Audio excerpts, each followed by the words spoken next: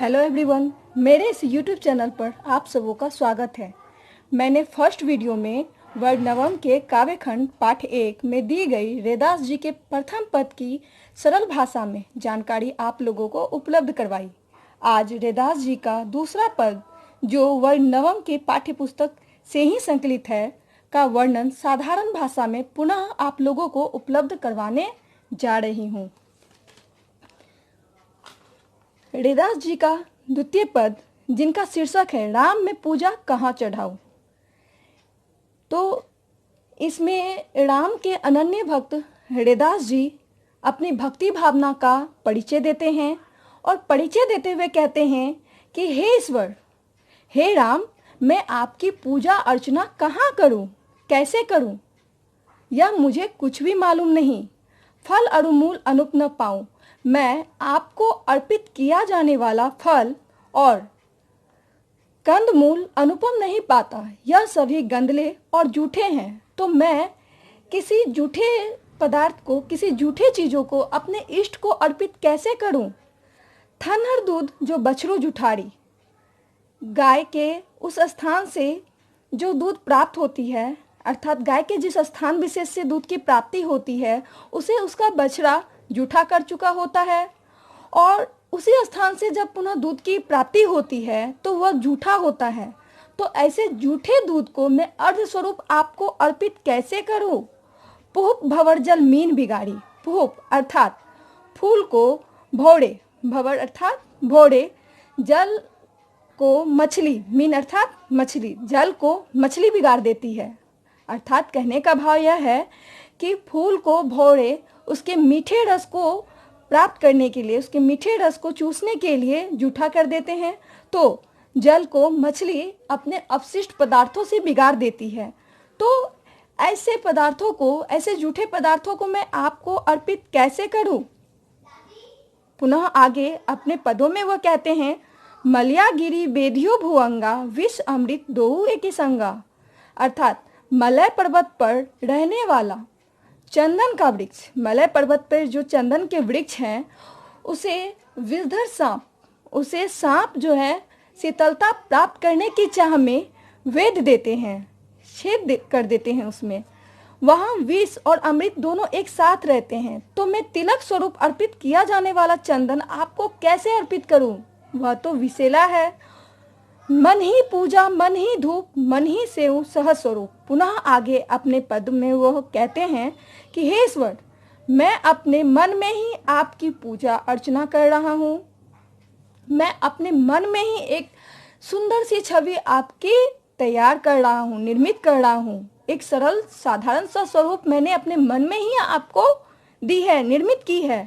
तो अब मेरी यह भक्ति भावना को आप स्वीकार करें। पूजा अर्चना जानो तेरी, कह रैदास कवन गति मेरी। आगे अंत में अपने पदों में रैदास जी कहते हैं कि हे ईश्वर, मैं आपके पूजा अर्चना का कोई तरीका नहीं जानता, कोई विधि मुझे नहीं पता कि मैं किस विधि से आपको प्रसन्न करूं, मैं किस विधि से आपको खुश करूं, आपकी पूजा अर्चना करूं। बस मेरी भक्ति भाव तो इस तरह की है कि मैं अपने मन में, अपने मन मंदिर में आपको बसा चुका हूँ, अपने हृदय में आपको स्थान दे चुका हूँ। अब आप ही बताओ ईश्वर कि मेरी क्या स्थिति होगी। अंत में वे कहते हैं कि कह रैदास कवन गति मेरी, अर्थात रैदास जी कहते हैं कि हे ईश्वर, मेरी कौन सी स्थिति होगी वो आप ही जानो। एक भक्त अपने आराध्य को पूजा करने के समय उन्हें जो कुछ उनसे उपलब्ध हो सकता है, जो उनका सामर्थ्य होता है, उसे अर्पित करने की लालसा उनके मन में होती है, जिसमें बाह्य कर्म कांडों में जल, फल, फूल, कंद, मूल, चंदन ये सब अर्पित किए जाते हैं। लेकिन रैदास जी इन सभी चीज़ों को जूठा और गंदा मानते हैं। कहते हैं कि अपने आराध्य को, अपने इष्ट को ऐसे तुच्छ चीज़ों को मैं कैसे भेंट करूं। तो इसी आधार पर उन्होंने एक क्वेश्चन स्वरूप ही एक शीर्षक रखा है, राम में पूजा कहाँ चढ़ाऊं। हे ईश्वर, आप बताओ, हे मेरे आराध्य, हे मेरे इष्ट राम, आप बताओ कि मैं आपकी पूजा अर्चना कहाँ करूं, किस विधि करूं। मेरे सामने ये सब अशुद्ध है, गंदे हैं, मैं इसे अर्पित नहीं कर सकता आपको। अब आप ही बताओ कि मेरे जैसे भक्त की क्या स्थिति होगी, क्योंकि आधुनिक युग में सभी तो ऐसी भक्ति भावना अपनाए हुए हैं कि जिसमें अपने इष्ट को कुछ न कुछ अर्पित करते हैं, और मैं वहाँ आपको कुछ अर्पित नहीं कर रहा। तो अब आप बताओ कि मेरी क्या स्थिति होगी, मेरी भक्ति की क्या स्थिति होगी, क्या आप उसे स्वीकार करोगे या नहीं। तो इस पाठ को समझने के लिए, इस पाठ को महत्वपूर्ण रूप से जानने के लिए जो कुछ महत्वपूर्ण कठिन शब्दार्थ हैं इस पाठ के, उन शब्दार्थों के अर्थ और शब्दार्थ यहाँ दिए गए हैं, यानी वे शब्दार्थ यहाँ नीचे आप लोगों को दी जा रही है। ध्यान से देखिए, ये सब शब्दार्थ काफ़ी महत्वपूर्ण है।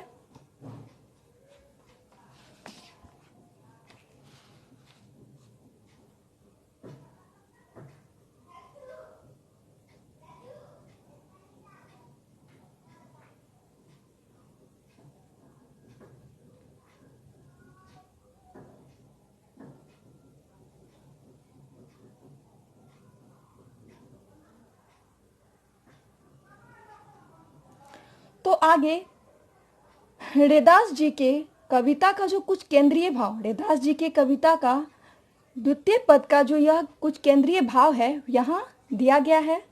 तो हृदयदास जी अपने द्वितीय पद राम में पूजा कहाँ चढ़ाऊं शीर्षक कविता के द्वारा निर्गुण भक्ति भावना की सार्थकता को स्पष्ट करते हैं, और अपने इष्ट को कहीं किसी मंदिर मस्जिद में निर्मित नहीं पाते, वह अपने हृदय में उन्हें निर्मित पाते हैं, और सबों को यह संदेश भी देते हैं कि सदैव अपने हृदय में ही अपने इष्ट को पूजे हुए सब अपने इष्ट की आराधना के लिए वे किसी बाह्य कर्मकांडों पर जोर नहीं दे। तो वस्तु को स्वच्छ और पवित्र करने के लिए, स्वच्छ और पवित्र रूप में अर्पित करने के लिए जोर न दिया जाए, अपने हृदय को स्वच्छ और पवित्र करने पर जोर दिया जाए। उनका यह आग्रह है कि व्यक्ति आंतरिक भावनाओं और आपसी भाईचारे को सच्चा धर्म समझे और अपने हृदय की कुंठाहीनता अर्थात हृदय में जो एक दूसरे के प्रति द्वेष, एक दूसरे के प्रति ईर्ष्या, एक दूसरे के प्रति कुछ बुरी भावनाएं विचारें आती है, उन बुरे विचारों को दूर करे, उन्हें दूर कर साफ स्वच्छ हृदय को निर्मित करने पर मनुष्य बल दे। यही इस कविता का कुछ महत्वपूर्ण केंद्रीय भाव है। तो इस कविता का जो अर्थ यहाँ नीचे दिया गया है, यह अर्थ आप लोगों को यह इस पाठ को और बेहतर तरीके से समझने में महत्वपूर्ण भूमिका अदा करेगी। देखिए यहाँ उनके हृदयदास जी के पद का जो जितने भी लाइन है, उन सभी लाइनों का यानी उन सभी पंक्तियों का यहाँ अर्थ दिया गया है। कवि हृदयदास जी का कहना है कि हे ईश्वर, मैं आपकी आराधना कहाँ और कैसे करूँ। आपकी पूजा के लिए कोई स्थान स्वच्छ निर्मल नहीं, फल फूल अनुपम नहीं, ये सभी झूठे और गंदले हैं।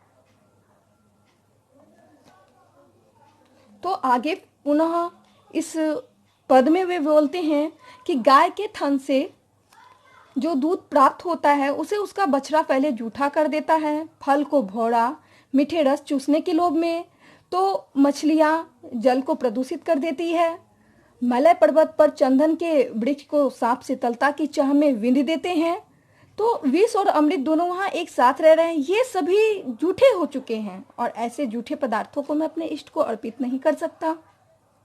अतः अपने मन में ही उनकी पूजा अर्चना का वे विधान ढूंढते हैं, उनका सरल स्वरूप तैयार करते हैं और अपनी पूजा अर्चना मन में ही करते हैं, मन से ही करते हैं। इसलिए अब आप सबसे भी यह आग्रह की जा रही है उनकी कि इस निर्गुण भक्ति भावना को माने, इस निर्गुण भक्ति भावना पर बल दे, इस निर्गुण भक्ति भावना की सार्थकता को समझे। इस पाठ के जो महत्वपूर्ण निष्कर्ष है वे यहाँ दिए जा रहे हैं। ईश्वर की भक्ति मन ही मन करनी चाहिए, अपने हृदय में ही उनकी सहज स्वरूप बनानी चाहिए, क्योंकि यदि मन सुंदर हो तो कोई भी वस्तु संसार की, चाहे वो कोई भी वस्तु क्यों ना हो, वो गंदी या बेकार नहीं होती। और इस तरह से रैदास जी जो हम लोगों को जो कुछ समझाने की कोशिश की है इस पद में, उसी का वर्णन मैंने यहाँ सरल भाषाओं में आप लोगों को उपलब्ध करवाई। उम्मीद है कि यह वीडियो आप लोगों को पसंद आएगी। आप लोगों के इस पाठ को समझने में यह बहुत ही महत्वपूर्ण भूमिका अदा करेगी।